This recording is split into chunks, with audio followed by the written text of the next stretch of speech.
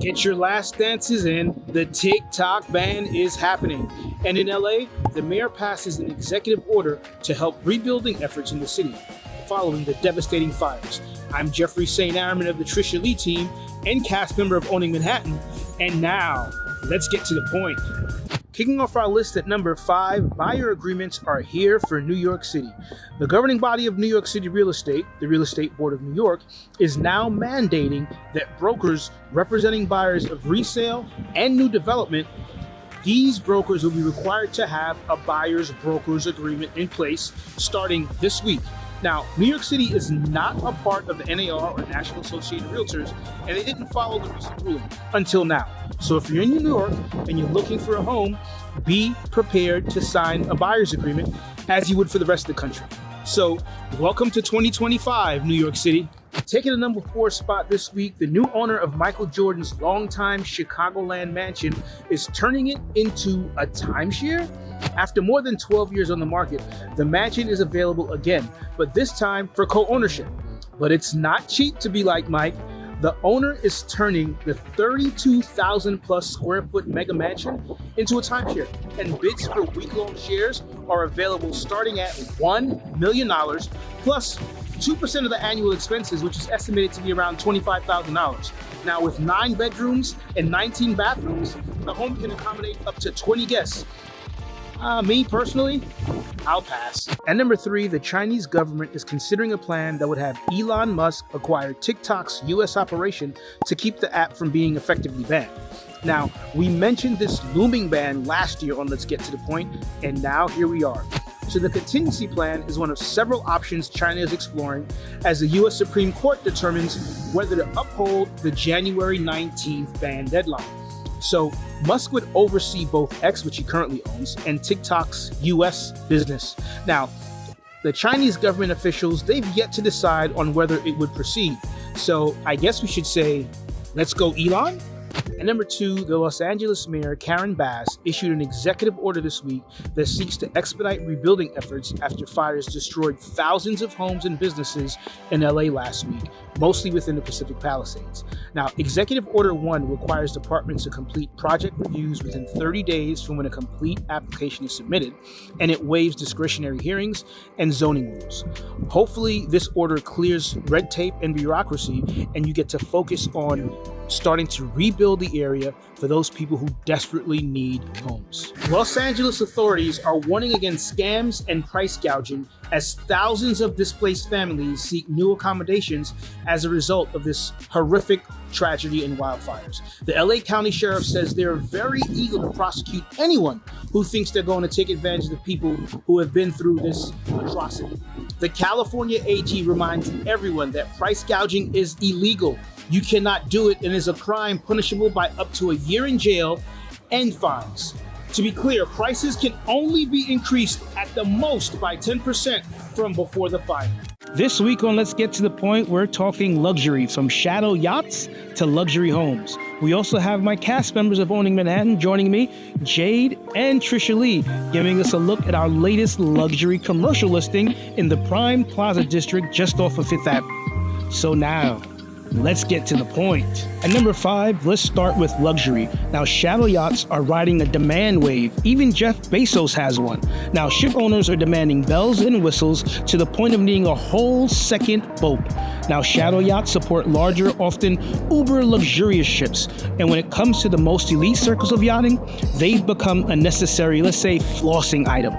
So let's take Jeff Bezos, for example, who reportedly spent in the ballpark of $500 million to build his 417-foot mega yacht. Now, the ship was delivered with a $75 million boat, a shadow boat no less. Now, nothing screams luxury more than 5th Avenue, and that's where we'll find Trisha Lee, and she's going to tell us about our latest luxury listing just off of 59th and 5th Ave. Imagine your luxury brand right here next to Dior, Balmain, Balenciaga, Bergdorf Goodman, The Plaza, and the Apple Store. We are at 5 East 59th Street. Let's take a look.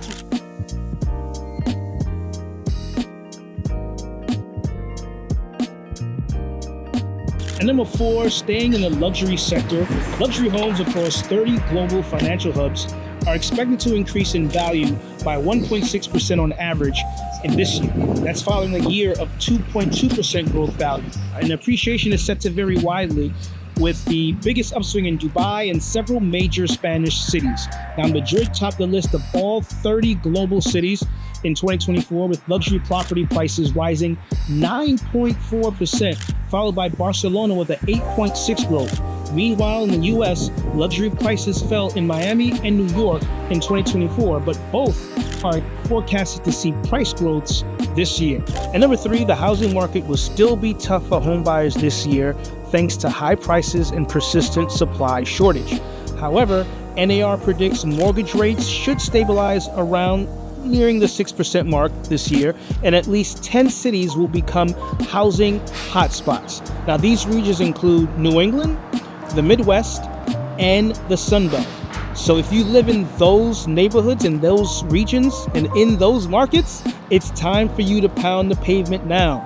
Trisha, tell me more about 5 East 59th Street. What I love about this space, 21-foot ceilings, this beautiful mezzanine, columnless floor plate, perfect for a luxury retailer. And trust me, I would know. And number 2, the days of snagging a budget-friendly home in Cleveland, Milwaukee, or other affordable housing hubs around the nation, that might be gone for good.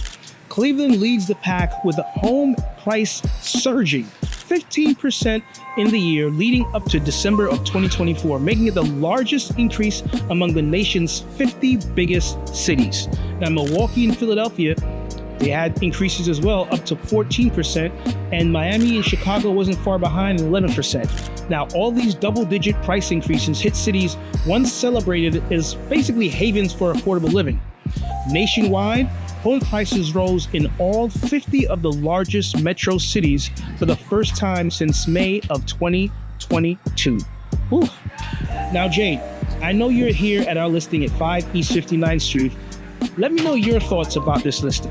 Once the office spaces to both Snapchat and the Great Playboy Club, this is my favorite floor of the building because you're overlooking Dior, you have floor-to-ceiling windows, 15-foot ceilings, and what's amazing is this building is undergoing the most insane renovations, and it's available right now.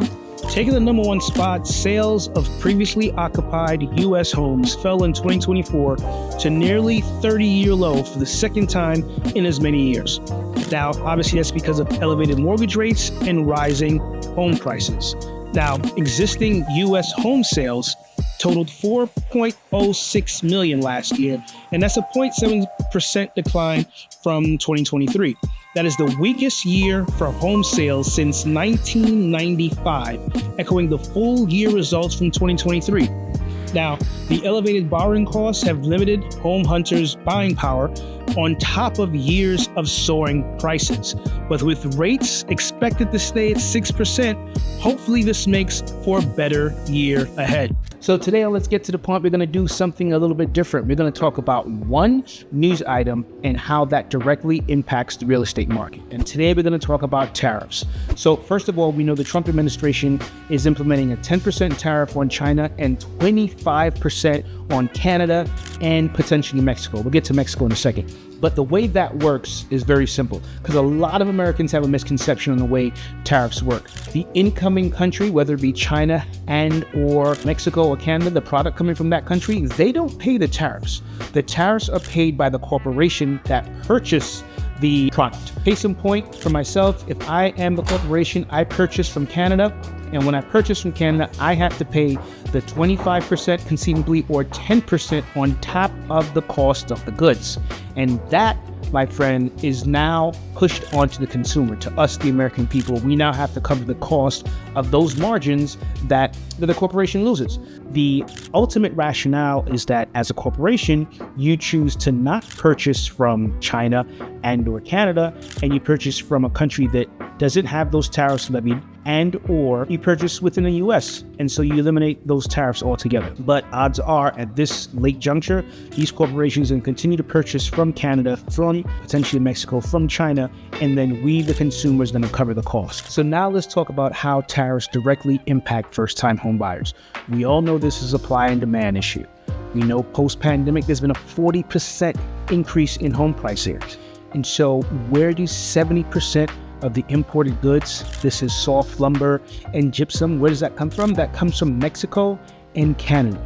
Currently, there isn't a tariff on Mexico. There's a 30-day pause on that. However, the Trump administration is definitely implementing 25% on Canada and potentially, again, 25% to Mexico. So as a home builder, what are you going to do? You have one of two options. Number one, you choose to not build additional homes because of the additional tariffs.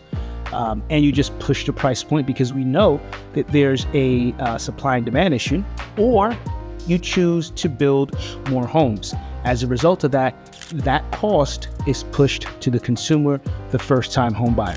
Now, you also have to consider we have interest rates that are hovering at 6% because inflation is still yet to go down.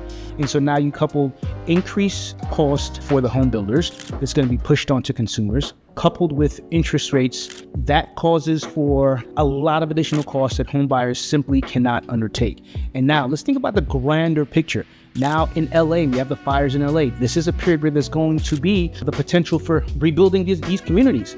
And what happens now, the cost of rebuilding becomes that much more expensive. And there's this bit of a misnomer that everyone in LA is uber rich and has tons of money. There are a lot of these towns where they're just middle class, upward middle class maybe, homes and homeowners where they simply can't afford to rebuild, coupled with the cost of construction and tariffs. Now, there's a bit of a silver lining of sorts. Some home builders are trying to push to the Trump administration to not include home building costs or like lumber and gypsum in the 25% tariffs that are being implemented to both Canada and potentially Mexico. So I'd love to get your thoughts, your comments. Let's engage a little bit. Tell me, how are you going to combat this? What are you going to do? Are you going to choose not to move forward and purchase a home? Are you going to continue to rent? What are the next steps for you? You know, it's snowing in New York City today, and this is the perfect juxtaposition to discuss life in South Florida. In the last 2 years, South Florida has become the land of the branded condo. And on season 2 of Owning Manhattan, that we're currently shooting right now as we speak, we head down to Brickell, which is in South Florida, and we launch one of the premier branded buildings. The Mercedes-Benz Places is one of the best looking buildings in South Florida. And trust me, you don't want to miss what we do on season 2. Currently, there are 13 projects under construction in Miami-Dade County in tandem with like hotels, car companies, and fashion houses. But the question is, why is that? Why all of a sudden there's so many of these branded condo buildings like the Mercedes-Benz Places? And they're increasingly getting brand names primarily, here's the reason why, primarily as a marketing strategy to enhance their appeal and also obviously differentiate themselves from other properties in the area and to create a sense of prestige and exclusivity, often targeting, high-end buyers by associating the building with a recognizable brand, i.e. Mercedes-Benz Places. There are key few reasons for this trend. And first, let's start with the obvious, increased competition. We talked about 13 new buildings going up. And in a competitive real estate market, a unique and appealing name can help a condo building stand out and ultimately attract buyers, which is always what developers want. An image building, a well-chosen name, can convey a desired lifestyle or aesthetic, again, attracting buyers looking for a specific image associated with the brand. And then we have premium pricing. All these things lend itself to premium pricing.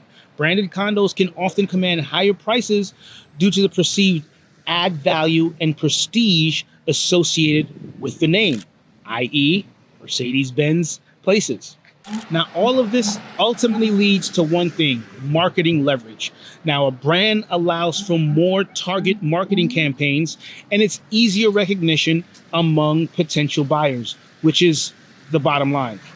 But now you have the ultimate question. What does a luxury car maker, an Italian fashion house, and Michelin star French chef have in common in South Florida?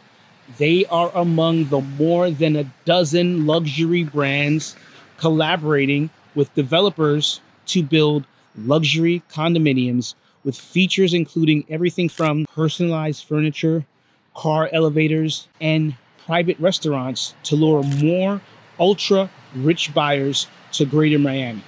And trust me, right now with this snow in New York City, There are a lot of snowbirds that are heading down to Miami. While South Florida has for years been a hotspot of hospitality, the new wave of residences bearing luxury consumer labels, this became increasingly common throughout 2024. Let's talk about my favorite branded building in Miami, specifically in Brickell, and that's the Mercedes-Benz Places. So this 67-story building is where style meets skyline. This is the most distinctive urban oasis available on the Gold Coast. So here's a little background about the building. So the Mercedes-Benz Places in Miami is being developed by JDS Development Group. None other than them. Now, this is one-of-a-kind, future-oriented residential tower is defined by, get this, 800 luxurious condominium residences spread over 67 stories. It also includes plenty of space for amenities, as you would imagine, and a world-class boutique hotel. Now, the eye-catching tower is set to be completed around the end of 2027. It combines sophistication, convenience, and sustainable living in one extraordinary location. Now, here's the thing. The building masterfully incorporates Mercedes-Benz design philosophy of sensual purity through contrasting elements. It's featuring free-flowing, clear lines and shapes, and inspired by none other than nature. Mercedes-Benz will include a curated selection of upscale offerings to rejuvenate and stay active, including cultural and recreational hubs, as well as areas to foster community engagement. That, my friends, sounds like a place I want to move into. Now, as I always say about new development, specifically a branded new development, you aren't just buying an apartment, you're buying a lifestyle.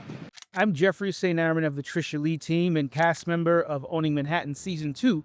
This week on Let's Get to the Point, we're going to discuss a topic that will directly impact the economy. No, it's not tariffs, nor is it interest rates, which thankfully have been trending down the last couple of weeks. But we're talking about something else, the great wealth transfer. Baby boomers have reached the age where conversations of retiring and downsizing are finally happening.